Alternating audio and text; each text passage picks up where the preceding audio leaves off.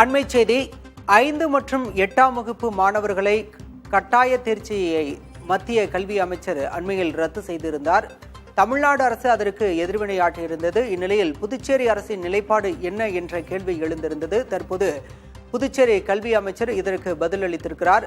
விவரங்களோடு செய்தியாளர் ஸ்ரீதர் இணைந்திருக்கிறார். ஸ்ரீதர், தற்போது புதுச்சேரி அரசோட நிலைப்பாடு என்ன? அவர்கள் தெரிவிப்பது என்ன?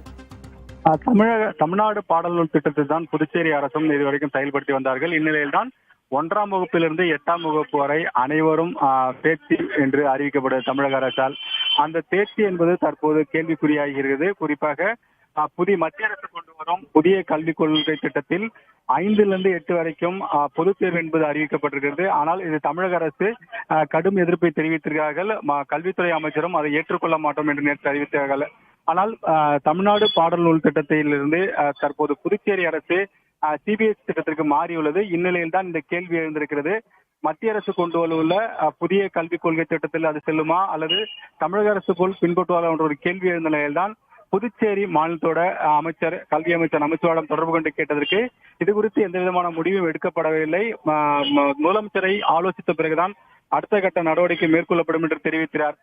ஏற்கனவே தமிழக அரசை பின்பற்றி வந்த புதுவை அரசு தற்போது மத்திய அரசின் சிபிஎஸ்இ திட்டத்தின் கீழ் கல்வி திட்டத்தை கொண்டு வந்த காரணத்தினால் தற்போது அது என்ன ஆகும் என்ற ஒரு கேள்விக்குறி எழுந்துள்ளது.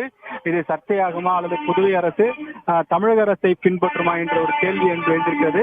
ஆனால் இதற்கு தெளிவான பதில் இதுவரையும் அமைச்சரிடம் இல்லை. அமைச்சர் முதலமைச்சரிடம் நாங்கள் ஆலோசிக்கப்பட்ட பிறகுதான் நாங்கள் தெரிவிப்போம் என்று தெரிவிக்கிறார்.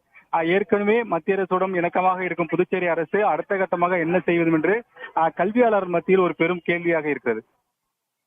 விவரங்களுக்கு நன்றி ஸ்ரீதர்.